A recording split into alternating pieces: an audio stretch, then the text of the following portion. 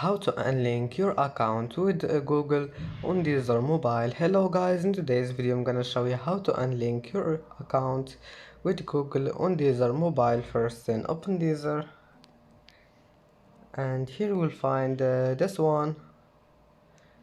settings in the top corner, and then just click account management, and here you will find here you will find linked accounts. Click on it, and then just click unlink your Google account, and here you will find unlink. Click on it, and that's it. It's easy. Now just go back, it will be saved as you see.